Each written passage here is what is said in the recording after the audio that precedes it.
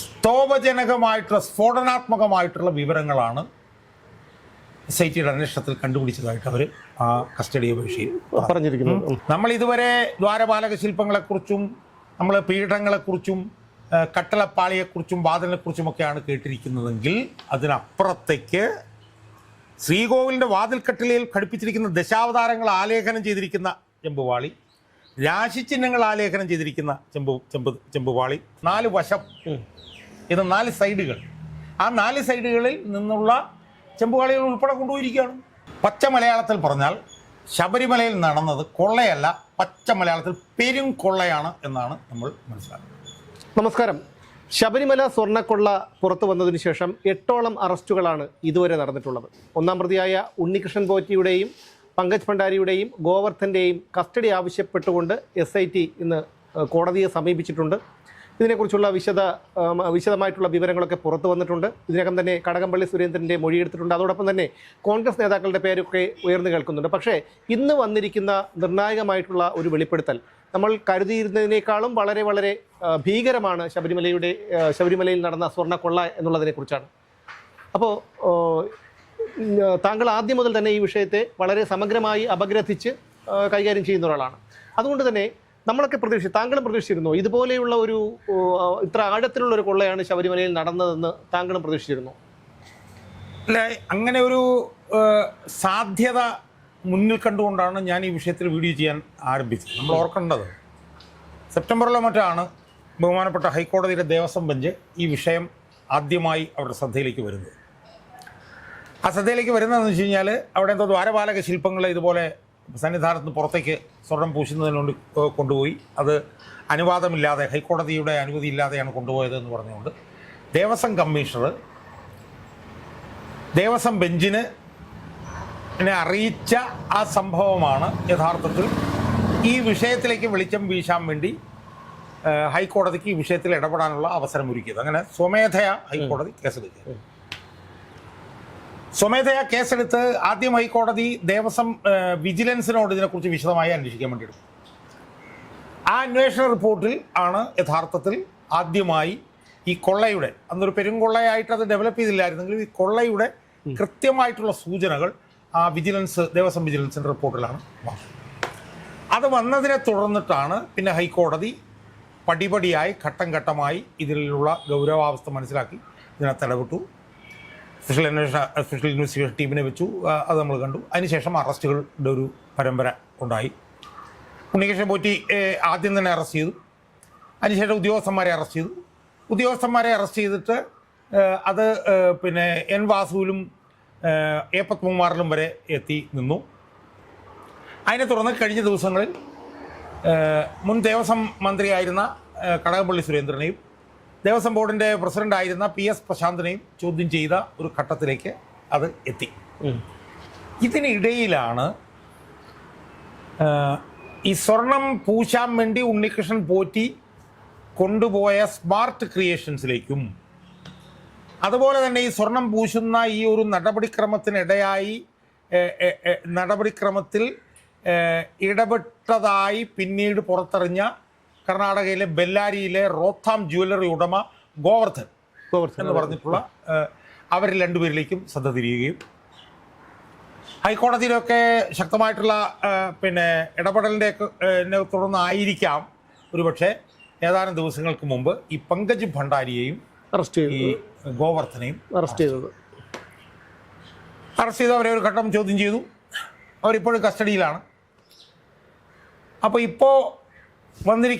ഇന്ന് വന്നിരിക്കുന്ന ഞെട്ടിക്കുന്ന ഒരു വിവരം എന്ന് പറയുന്നത് ഈ പങ്കജ് ഭണ്ഡാരിയെയും ഗോവർദ്ധനെയും ഉണ്ണികൃഷ്ണൻ പോറ്റിയെയും പ്രത്യേകമായി ചോദ്യം ചെയ്തതിൽ നിന്ന് കിട്ടിയിട്ടുള്ള ഞെട്ടിക്കുന്ന വിവരങ്ങൾ ഉൾപ്പെടുത്തിക്കൊണ്ട് SIT കൊല്ലം വിജിലൻസ് കോടതിയിൽ കസ്റ്റഡി അപേക്ഷ നൽകിയിരിക്കുകയാണ്. ഈ 3 പേരുടെയും കസ്റ്റഡി അപേക്ഷ നൽകിയിരിക്കുകയാണ്.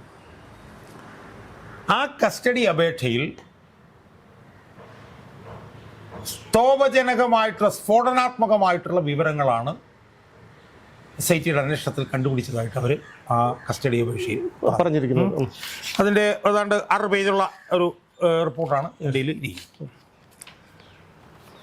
ഇതിൽ അവർ ആമുഖം പറഞ്ഞതിന് ശേഷം ഇതിൻ്റെ 5-ാമത്തെ പേജിൽ പറഞ്ഞിരിക്കുന്നത് രണ്ട് കേസുകളുണ്ട്. കേസുകളുടെ വകുപ്പുകളൊക്കെ പറഞ്ഞിട്ട് അതിൻ്റെ അന്വേഷണത്തിൽ നിന്നും മനസ്സിലായ കാര്യങ്ങൾ പറഞ്ഞിരിക്കുന്നത്. അതാണ് ഏറ്റവും ഞെട്ടിക്കുന്നത്. പറഞ്ഞിരിക്കുന്നത് എന്താണ്? ശബരിമല ശ്രീകോവിൽ വാതിലിൻ്റെ കട്ടിളയിൽ ഘടിപ്പിച്ചിരുന്ന ദശാവതാരങ്ങൾ ആലേഖനം ചെയ്തിരിക്കുന്ന 2 ചെമ്പുപാളികളിലും രാശിചിഹ്നങ്ങൾ ആലേഖനം ചെയ്തിരിക്കുന്ന 2 ചെമ്പുപാളികളിലും, അപ്പോൾ 4 ചെമ്പുപാളിയായി. കട്ടിളയുടെ മുകൾപ്പടി ചെമ്പുപാളിയിലും 5ആയി. കട്ടിളയ്ക്ക് മുകളിൽ പതിച്ചിട്ടുള്ള ശിവരൂപവും വ്യാളി രൂപവും അടങ്ങുന്ന പ്രഭാമണ്ഡലത്തിലുമുള്ള, പ്രഭാമണ്ഡലം എന്ന് പറഞ്ഞാൽ അറിയാലോ, അതിൻ്റെ 4 ചുറ്റും ഉള്ള പ്രഭാമണ്ഡലത്തിലുമുള്ള സ്വർണം പതിച്ച ചെമ്പുപാളികളിലും പൊതിഞ്ഞിരിക്കുന്ന സ്വർണം പതിച്ച 7 ചെമ്പുപാളികളിൽ നിന്നും. അപ്പോൾ ഇതിൽ നിന്ന് വരുന്നതെന്താ? ഇതിൽ നിന്ന് വരുന്നത്, നമ്മൾ ഇതുവരെ ദ്വാരപാലക ശില്പങ്ങളെക്കുറിച്ചും നമ്മൾ പീഠങ്ങളെക്കുറിച്ചും കട്ടിളപ്പാളിയെക്കുറിച്ചും വാതിലിനെക്കുറിച്ചുമൊക്കെയാണ് കേട്ടിരിക്കുന്നതെങ്കിൽ അതിനപ്പുറത്തേക്ക് ശ്രീകോവിലിൻ്റെ വാതിൽക്കട്ടിലയിൽ ഘടിപ്പിച്ചിരിക്കുന്ന ദശാവതാരങ്ങൾ ആലേഖനം ചെയ്തിരിക്കുന്ന ചെമ്പുപാളി, രാശിചിഹ്നങ്ങൾ ആലേഖനം ചെയ്തിരിക്കുന്ന ചെമ്പുപാളി, കട്ടിലയുടെ മുകൾപ്പടി ചെമ്പുപാളി, കട്ടിലയ്ക്ക് മുകളിൽ പതിച്ചിട്ടുള്ള ശിവരൂപം, വ്യാളി രൂപം അടങ്ങുന്ന പ്രഭാമണ്ഡലത്തിൽ ഉള്ള 7 ചെമ്പുപാളികളിൽ പതിച്ചിരിക്കുന്ന സ്വർണം 9-ാം പ്രതി പങ്കജ് ഭണ്ഡാരിയുടെ ഉടമസ്ഥതയിലുള്ള ചെന്നൈ ആമ്പത്തൂരിലുള്ള സ്മാർട്ട് ക്രിയേഷൻസിൽ എത്തിക്കുകയും അവിടുന്ന് രാസമിശ്രിതം ഉപയോഗിച്ച് വേർതിരിച്ചെടുത്ത സ്വർണം, ഈ 7 ചെമ്പുപാളികൾ അവിടെ എത്തിച്ചിട്ട് അതിൽ സ്വർണം വേർതിരിച്ചെടുക്കുക. സ്വർണം സ്മാർട്ട് ക്രിയേഷൻസിന് ഉടമ പങ്കജ് ഭണ്ഡാരിയുടെയും കർണാടക ബെല്ലാരിയിലെ റോത്തം ജുവലേഴ്സ് കൈവശം ഉണ്ടെന്ന് തെളിഞ്ഞിട്ടുള്ളതാണ് എന്ന് പറയുകയാണ് ഇവർ.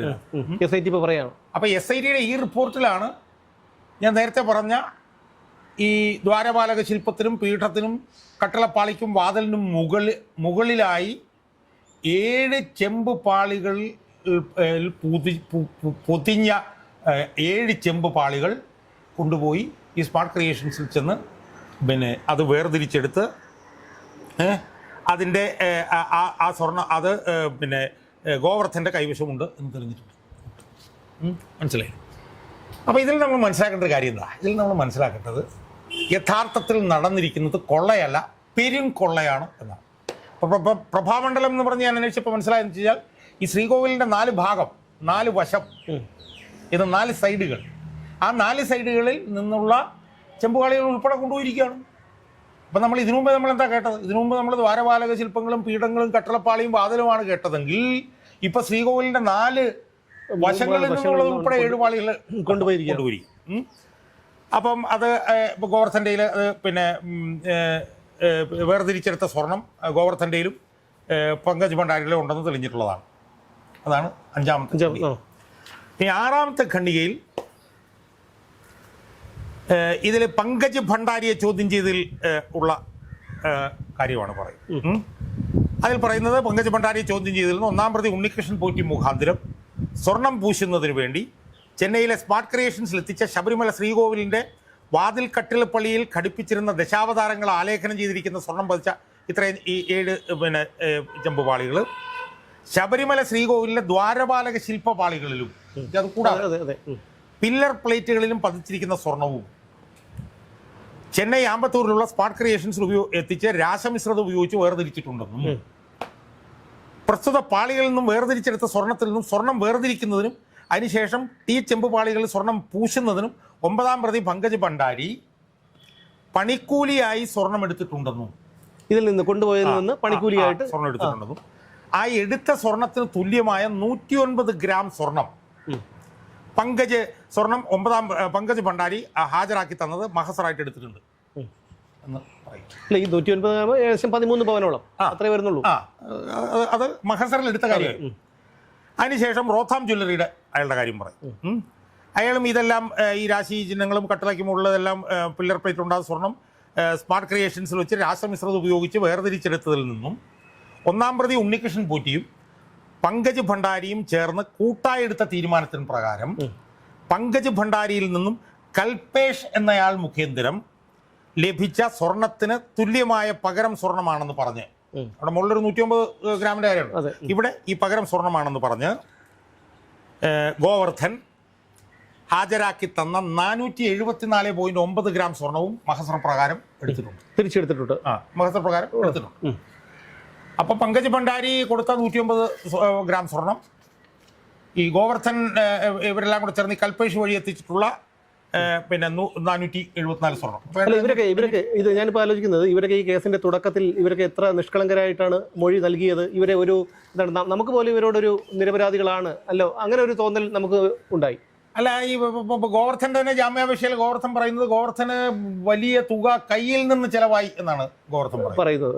അതിൽ നിന്നൊക്കെ വ്യത്യാസം. ഇനി എട്ടാമത്തെ നമ്മൾ നോക്കിക്കോണം. എട്ടാമത്തെ പാരഗ്രാഫിൽ പറയുന്നത്,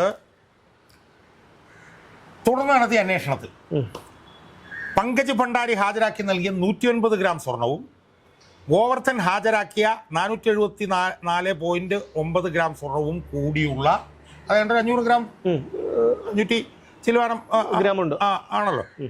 ആ സ്വർണത്തെക്കാൾ കൂടുതൽ അളവ് സ്വർണം ശബരിമല ശ്രീകോവിൽ വാതിൽക്കട്ടിൽപ്പാടിൽ ഘടിപ്പിച്ചിരിക്കുന്ന ദശാവതാരങ്ങൾ ആ ചെമ്പ് തകിടുകളിൽ ഇവർ പറഞ്ഞതിനേക്കാൾ കൂടുതൽ സ്വർണം ഉണ്ടായിരുന്നതായി തെളിഞ്ഞു. അതായത് 500 ഗ്രാമോളം സ്വർണം കണ്ടെടുത്തു ഈ പറയുന്നുണ്ട്. അപ്പൊ അതിലും കൂടുതൽ വീണ്ടും ഒരു 500 ഗ്രാമിൽ കൂടുതലുണ്ട്. അല്ല, 500 ഗ്രാം എന്നുള്ളത് വീണ്ടും 500 ഗ്രാമിൽ കൂടുതലെന്നല്ല, അവര് പറഞ്ഞ 500 ഗ്രാമിൽ, അവർ പറഞ്ഞ 479 ഗ്രാമിൽ 479 ഗ്രാം സ്വർണത്തെക്കാൾ കൂടുതൽ അളവ് സ്വർണം ഈ ചെമ്പുപാളികളുടെ മുകളിൽ പൊതിഞ്ഞിട്ടുണ്ടായിരുന്നു. അളവെന്നുള്ളത് ഞാൻ പറഞ്ഞു. അപ്പൊ ഇപ്പൊ ഈ ഇവർ പറഞ്ഞതിനേക്കാളും കൂടുതൽ സ്വർണം അതിലുണ്ടായിരുന്നു. എത്രയായിരുന്നു എന്നുള്ളത് വ്യത്യാസം. എന്തായാലും അവർ പറഞ്ഞതല്ല, അതിനേക്കാൾ കൂടുതൽ ഉണ്ടായിരുന്നു. എന്നിട്ട് പറയുന്നതാണ് എന്നിട്ട് പറയുന്നു, ഇത് സംബന്ധിച്ച് സ്വർണത്തിന്റെ അളവ്, മേൽപ്പറഞ്ഞ ചെമ്പുപാളികളിൽ പതിച്ചിരിക്കുന്ന സ്വർണത്തിന്റെ അളവ് കൃത്യമായി തിട്ടപ്പെടുത്തുന്നതിന് വേണ്ടി VSSCയിൽ സയന്റിഫിക് അനാലിസിസിന് വിട്ടിരിക്കുകയാണ്. അതിന്റെ പരിശോധനാ ഫലം ലഭിക്കാനിരിക്കുന്നു. അല്ല, അപ്പോഴും ഒരു സംശയമുണ്ട്. ഈ VSSCയിൽ ഇതിന് പരിശോധനയ്ക്കായി വിട്ടിട്ട് തന്നെ ഇപ്പം ഏകദേശം എനിക്ക് തോന്നുന്നു 1 മാസം 1.5 മാസത്തോളമായെന്ന് തോന്നുന്നു. എന്തുകൊണ്ടാണ് ഇത്രയും അസ്വാഭാവികതയുണ്ട്? 1.5 മാസമായിട്ടില്ല. അത് എനിക്ക് തോന്നുന്നത് 7ാമത്തെ 8ാമത്തെയോ മറ്റോ ഇടക്കാല റിപ്പോർട്ടിലാണ്. അപ്പം സാധാരണ 11ാം മാസം മറ്റാണ് റിപ്പോർട്ട്. അല്ല, 11ാം മാസമാണെങ്കിൽ പോലും 12 മാസം പിന്നിട്ടല്ലോ. അല്ല, അതിനകത്ത് കാര്യമൊന്നുമില്ല. കാരണം അത് VSSC എന്ന് പറഞ്ഞൊരു കേന്ദ്ര ഗവൺമെന്റ് സ്ഥാപനത്തിലാണ് അതിൻ്റെ വൈദഗ്ധ്യമുള്ള ലാബുള്ളത്. അപ്പം അവിടുന്ന് റിപ്പോർട്ട് വരുമ്പോഴാണ് ഈ പാളികളിൽ പതിച്ചിരുന്ന സ്വർണത്തിൻ്റെ അളവ് എത്രയായിരുന്നു എന്ന് കൃത്യമായി ബോധ്യമാവുന്നത്. ഇപ്പം എന്താ സംഭവിച്ചിരിക്കുന്നത്? ഇപ്പം സംഭവിച്ചിരിക്കുന്നത്, ഒന്ന്, ഇവർ നേരത്തെ കൊണ്ടുപോയതിനേക്കാൾ കൂടുതൽ ചെമ്പുപാളികൾ കൊണ്ടുപോയിരിക്കുന്നു. 7 ചെമ്പുപാളികൾ, സ്വർണം പൊതിഞ്ഞ് 7 ചെമ്പുപാളികൾ കൂടി അവർ കൊണ്ടുപോയിരിക്കുന്നു എന്നുള്ളത് തെളിഞ്ഞു. 2, അവർ അന്വേഷണ സംഘത്തിനോട് പറഞ്ഞതിനേക്കാൾ കൂടുതൽ അളവ് സ്വർണം ഈ ചെമ്പുപാളികളിൽ ഉണ്ടായിരുന്നു എന്നും തെളിഞ്ഞിരിക്കുന്നു.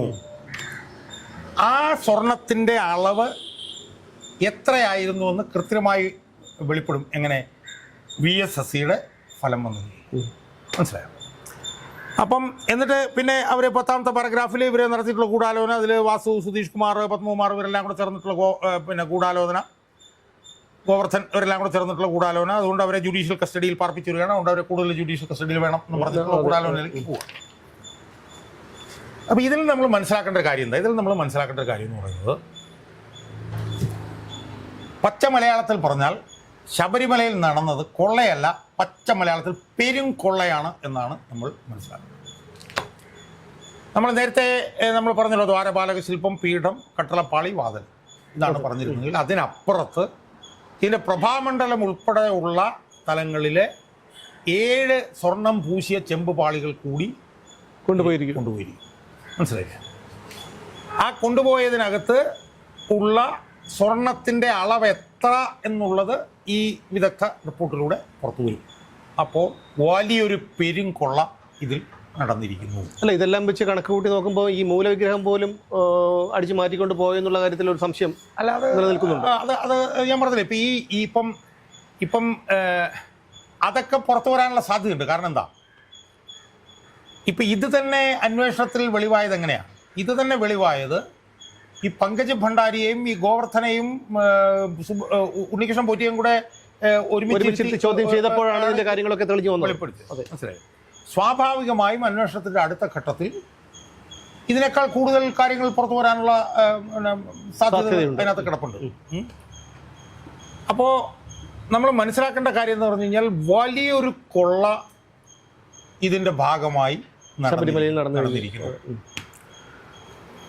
നമ്മൾ ആദ്യം വിചാരിച്ചിരുന്നതും പറഞ്ഞിരുന്നതൊക്കെ എന്താണ്, അവിടെ കൊണ്ടുപോയി സ്വർണം പൂശിയത് കൊണ്ടുപോയി പൂശിയ സ്വർണം വേർതിരിച്ചിട്ട് അതിനകത്ത് ഒരു 500 ഗ്രാം തിരിച്ചു കൊടുത്തു എന്നാണ് നമ്മൾ വിചാരിച്ചത്. പക്ഷെ ഇപ്പൊ എന്താ സംഭവിച്ചിരിക്കുന്നത്? ഇപ്പൊ പൂശിയതല്ല, പൊതിഞ്ഞ സ്വർണം കൊണ്ടുപോയി വേർതിരിച്ചെടുത്തതിനു ശേഷം അതിൽ നിന്നാണ് ഈ പറഞ്ഞ കുറച്ച് സ്വർണം തിരിച്ചു കൊടുത്തിട്ടുള്ളത്. പൊതിഞ്ഞ സ്വർണം ആണ് കൊണ്ടുപോയത്.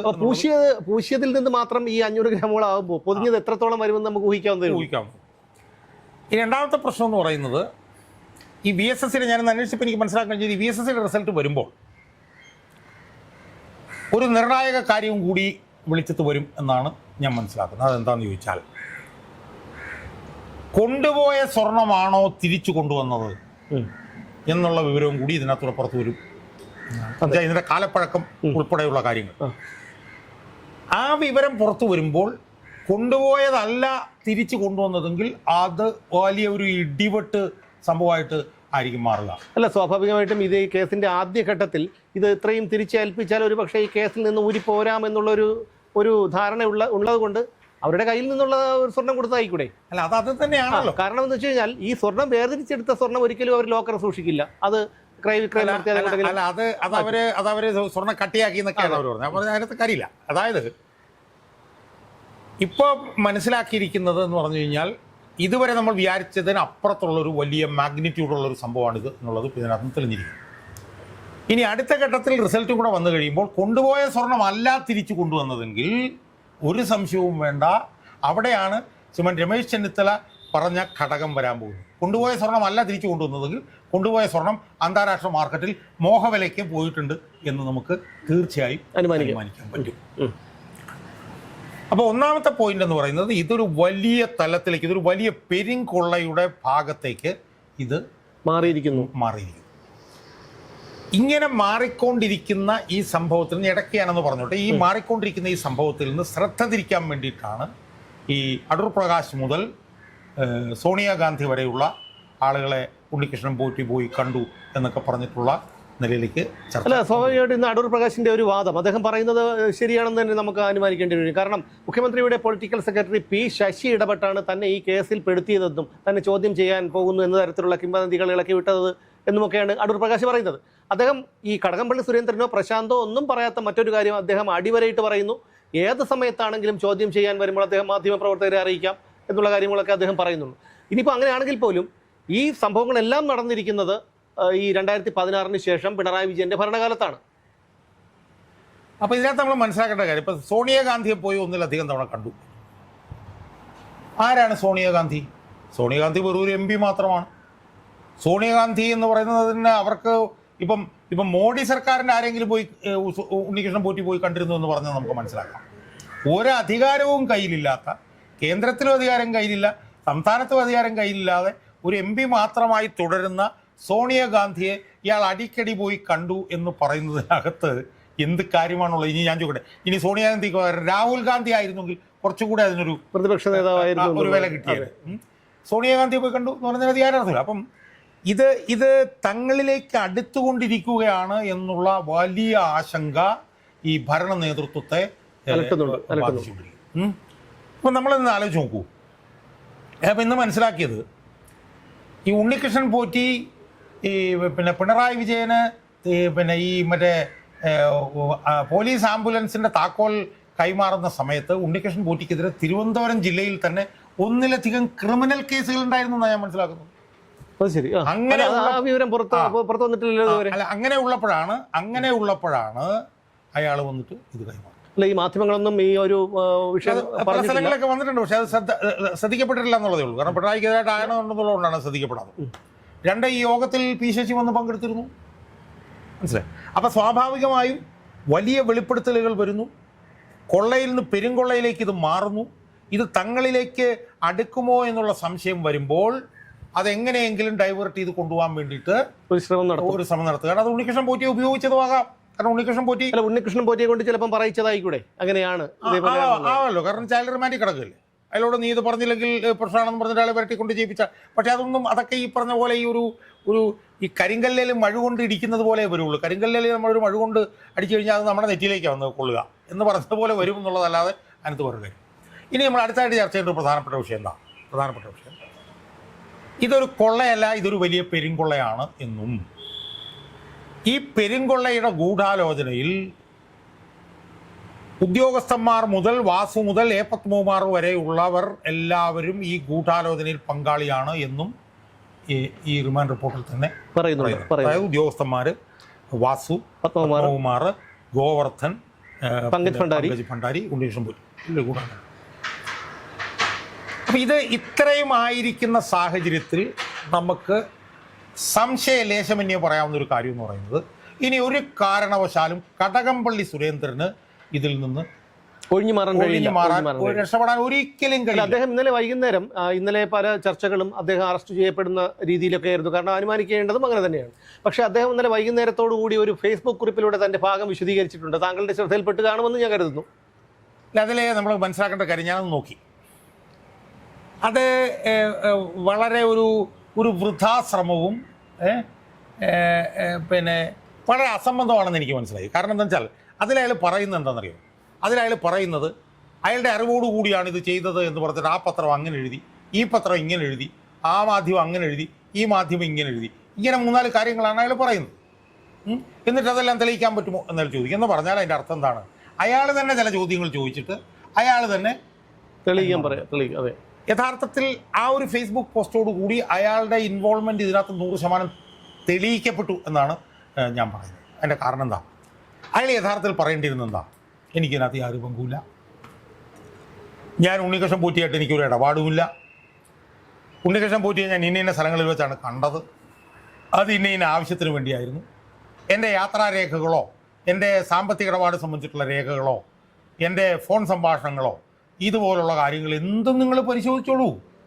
എൻ്റെ ഫോൺ വേണമെങ്കിൽ എടുത്ത് പരിശോധിച്ചോ, എൻ്റെ വാട്സാപ്പ് വേണമെങ്കിൽ പരിശോധിച്ചോ. അല്ല, അദ്ദേഹം പറയുന്നത് അദ്ദേഹത്തിൻ്റെ കാറിനെ കുറിച്ച്, ടൊയോട്ട യാരിസ് കാറിനെ കുറിച്ച് പോലും ഇന്നലെ ഫേസ്ബുക്ക് പോസ്റ്റിൽ പറയുന്നുണ്ട്. അതായത് ആ MLA ബോർഡ് വെച്ച ആ ഒരു ടൊയോട്ട യാരിസ് കാറിലാണ് അദ്ദേഹം ചോദ്യം ചെയ്യാൻ ഹാജരായത് എന്നുള്ളതാണ്. അതോട് സ്വാഭാവികമായിട്ട് സംശയിക്കുക, ഇനി ഈ പൈസ കൊണ്ടുവല്ലോ ആണോ ഈ എന്തെങ്കിലും ഇതുമായിട്ട് ബന്ധപ്പെട്ടത്?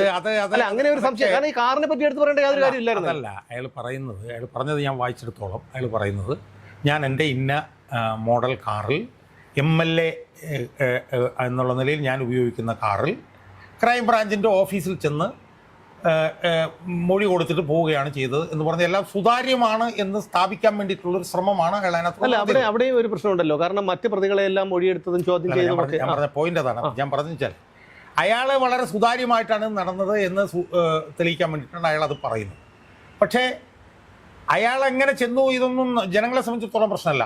ജനങ്ങളെ സംബന്ധിച്ചിടത്തോളം അയാളെ ചോദ്യം ചെയ്ത വിവരം ആ ചോദ്യം ചെയ്ത ദിവസമോ അല്ലെങ്കിൽ അതിൻ്റെ പിറ്റേ ദിവസമോ അല്ലെങ്കിൽ അതിൻ്റെ പിറ്റേ ദിവസം പുറത്ത് വന്നില്ല എന്നുള്ളതാണ് പ്രശ്നം. അതുകൊണ്ട് ഞാനിങ്ങനെ ചെന്നു എന്ന് പറയുന്നതിനകത്ത് കാര്യം. അപ്പോൾ അതുകൊണ്ട് അയാളുടെ ഫേസ്ബുക്ക് പോസ്റ്റോട് കൂടി അയാളുടെ ഇതിനകത്തുള്ള ഇൻവോൾവ്മെൻറ്റ് ക്ലിയറായി എന്നാണ് എനിക്ക് സൂചിപ്പിക്കുന്നത്. അയാൾ പറയേണ്ട മറുപടികൾ ഇന്നതൊക്കെ ആയിരുന്നു. ഞാൻ നേരത്തെ എൻ്റെ ടെലിഫോൺ സംഭാഷണം നിങ്ങൾ നോക്കൂ, എൻ്റെ വാട്സാപ്പ് ചാറ്റുകൾ നിങ്ങൾ നോക്കൂ, എൻ്റെ സാമ്പത്തിക ഇടപാടുകൾ നിങ്ങൾ നോക്കൂ, എൻ്റെ ട്രാവൽ പ്ലാൻ നിങ്ങൾ നോക്കൂ, എൻ്റെ വിമാനയാത്രകൾ. ഇപ്പോൾ വിമാനയാത്രകളെ സംബന്ധിച്ച് ഇപ്പോൾ കേൾക്കുന്നത് ഈ കാലഘട്ടത്തിൽ അയാൾ 13 വിമാനയാത്ര മറ്റും നടത്തിയിട്ടുണ്ട്. അതിൽ 8 എണ്ണം മാത്രമേ ഉള്ളൂ ഔദ്യോഗികം, 5 എണ്ണം അയാൾക്ക് വിശദീകരിക്കാൻ കഴിഞ്ഞിട്ടില്ല എന്ന് പറഞ്ഞ വാർത്തകൾ പുറത്തു വന്നിട്ടുണ്ട്.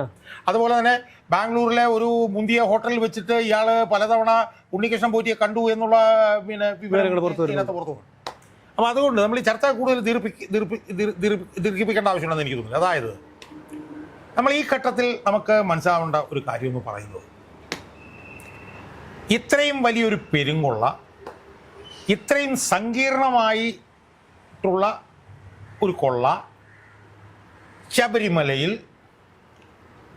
ഒരു പത്മകുമാറിൻ്റെയും ഒരു വാസുവിൻ്റെയും അല്ലെങ്കിൽ ഒരു കടകംപള്ളി സുരേന്ദ്രൻ്റെയും മാത്രം തലച്ചോറിനകത്ത് ഉത്ഭവിച്ച് നടക്കുമോ ഇല്ലയോ എന്നുള്ളത് മാത്രമാണ്. ഇനി നമ്മൾ അതിനകത്തേക്കാണ് നമ്മൾ പോകുന്നത്. കാരണം ശബരിമലയിലെ ഏറ്റവും ഈ പറഞ്ഞ പോലെ ഇംഗ്ലീഷ് പറഞ്ഞാൽ സാങ്ക്ടം സാങ്ക്ടോറം, ആ സന്നിധാനത്തെ ആ സ്വർണം പൂശിയ ആ ശ്രീകോവിലിലെ ഒരു 10-15ഓളം സ്വർണം പൊതിഞ്ഞ ചെമ്പുപാളികൾ സുസംഘടിതമായി ഒരു ഇടനിലക്കാരനെ ഉപയോഗിച്ചുകൊണ്ട് ദേവസ്വം കമ്മീഷണറായിരുന്ന ആൾ, ദേവസ്വം പ്രസിഡന്റുമാരായിരുന്ന 3 പേര് അവരൊക്കെ ചേർന്നുകൊണ്ട് ഇത് ഇങ്ങനെ ചെയ്യാൻ കഴിയുമോ എന്നുള്ളതിലേക്ക് സംശയത്തിലേക്കാണ് നമ്മൾ എത്തേണ്ടത്.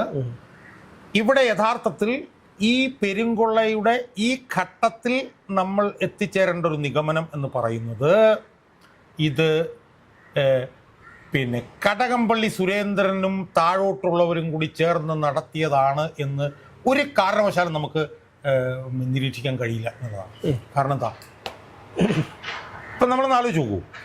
ഇപ്പം കടകംപള്ളി സുരേന്ദ്രനെ പോലൊരാൾ ഒരു കാരണവശാലും ഇതുപോലൊരു വലിയ പെരുങ്കൊള്ള അയാളുടെ ലെവലിൽ അയാൾ ചെയ്യില്ല. അത് CPM എന്ന് പറഞ്ഞ പാർട്ടിയെയും പിണറായിൻ്റെ നേതൃത്വത്തിലുള്ള CPM-നെയും അറിയാവുന്ന മുഴുവൻ ആളുകൾക്കും അറിയാം. അതിന് താഴെ A. പത്മകുമാറും അയാളുടെ ലെവലിൽ ഇതുപോലൊരു കൊള്ളയ്ക്ക് കൂട്ടുനിൽക്കില്ല എന്നുള്ള കാര്യത്തിൽ. അതുകൊണ്ട് ഈ ഘട്ടത്തിൽ നമുക്ക് ഉറപ്പിച്ച് പറയാവുന്ന ഒരു കാര്യം എന്ന് പറഞ്ഞാൽ കടകംപള്ളിയുടെ ദിനങ്ങൾ എണ്ണപ്പെട്ട് കഴിഞ്ഞിരിക്കുന്നു. അയാൾക്ക് ഈ പറഞ്ഞതുപോലെ നിങ്ങളാണെന്ന് തോന്നുന്ന ഒരു വീഡിയോയിൽ പറഞ്ഞ പോലെ ഏത് ജയിൽ എന്നുള്ളത് മറ്റേ പൂജപ്പുരയാണോ എവിടെയാണോ എന്നുള്ളത് മാത്രം നമ്മൾ നോക്കിയാൽ മതി.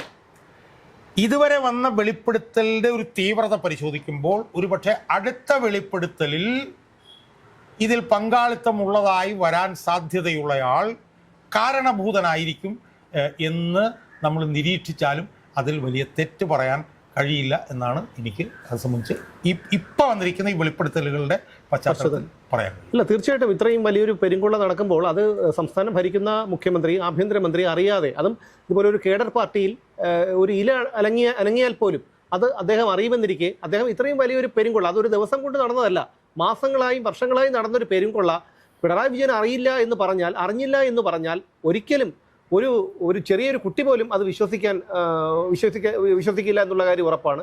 പക്ഷേ ഇനിയുള്ള ഈ ഒരു അന്വേഷണം ത്വരിതഗതിയിലായിരിക്കുന്നു. എന്തായാലും ഈ കോടതി അനുവദിച്ചു കൊടുത്ത സമയം കൊണ്ട് അന്വേഷണം എങ്ങും എത്തുമെന്ന് തോന്നുന്നില്ല.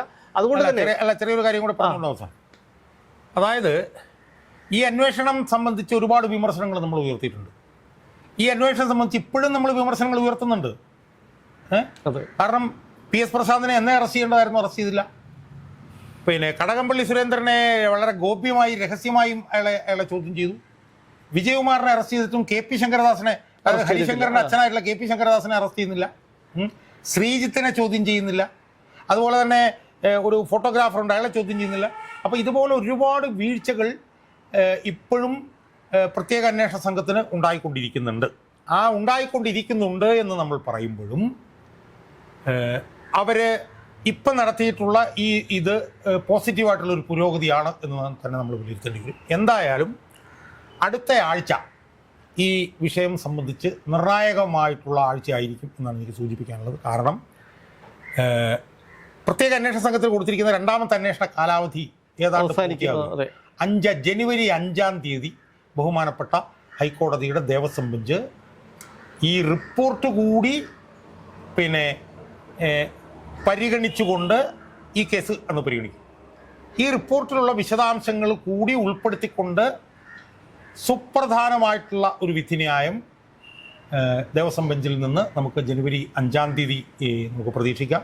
അത് വളരെ നിർണായകമായിരിക്കും എന്നാണ് ഞാൻ വിശ്വസിക്കുന്നത്. അതുകൊണ്ട് അതിനുവേണ്ടി നമുക്ക് ഈ പറഞ്ഞ പോലെ കീപ്പിംഗ് ദ ഫിംഗേഴ്സ് ക്രോസ്ഡ് എന്ന് പറയും, അങ്ങനെ നമുക്ക് വിത്ത് ബെയ്റ്റഡ് ബ്രത്ത് എന്നൊക്കെ പറയും, നമുക്ക് ശ്വാസം അടക്കി പിടിച്ച് എന്നൊക്കെ പറയുന്നത് പോലെ നമുക്ക് ആ വിധിന്യായത്തിന് വേണ്ടി കാത്തിരിക്കാം എന്നാണ് എനിക്ക് സൂചിപ്പിക്കുന്നത്. തീർച്ചയായിട്ടും ഈ ഒരു SITക്ക് ഹൈക്കോടതി കൊടുത്തിരിക്കുന്ന ഒരു കാലാവധിയിൽ അന്വേഷണം പൂർണ്ണമായി പൂർത്തിയാകും എന്ന് നമുക്ക് ഇപ്പോഴത്തെ ഒരു സാഹചര്യത്തിൽ കരുതാനാവില്ല. പക്ഷേ ചില ചോദ്യങ്ങൾ, ശ്രീ ഷാജഹാൻ ഉയർത്തിയ ചില ചോദ്യങ്ങൾ, ഒന്ന്, വിജയകുമാർ അറസ്റ്റിലായിട്ടും എന്തുകൊണ്ട് ശങ്കർദാസിനെ അറസ്റ്റ് ചെയ്തില്ല? താരതമ്യേന ചെറിയ മീനായ ആദ്യ ഘട്ടത്തിൽ തന്നെ കുറ്റക്കാരനാണ്. അദ്ദേഹത്തിൻ്റെ ഒരു സമയത്ത് അദ്ദേഹം ദേവസ്വം ബോർഡ് പ്രസിഡന്റ് ആയിരിക്കുന്ന സമയത്ത് ക്രമക്കേട് നടന്നു എന്ന് പ്രഥമദൃഷ്ട്യാ ബോധ്യമുള്ളപ്പോൾ ഹൈക്കോടതിയുടെ ഇടക്കാല ഉത്തരവിൽ ഏകദേശം 2 പേജോളം പരാമർശിച്ചിട്ടും PS പ്രശാന്ത് എന്തുകൊണ്ട് അറസ്റ്റ് ചെയ്യപ്പെടുന്നില്ല എന്നുള്ളത്, അതുപോലെ തന്നെയാണ് കടകംപള്ളി അറസ്റ്റ് ചെയ്യപ്പെടുന്നില്ല എന്നുള്ള കാര്യവും ഒക്കെ കൂട്ടി വായിക്കുമ്പോൾ അന്വേഷണ സംഘം എന്തായിരുന്നാലും അതിലേക്ക് പോകാതിരിക്കാൻ നിർവാഹമില്ല. ജനുവരി 5-ാം തീയതി വരെ നമുക്ക് കാത്തിരിക്കാം. അത് എന്തായാലും കോടതി അന്ന് തീർത്തും പ്രതീക്ഷാവഹമായിട്ടുള്ള ഒരു തീരുമാനം കൈക്കൊള്ളും എന്ന് തന്നെ നമുക്കും പ്രതീക്ഷിക്കാം.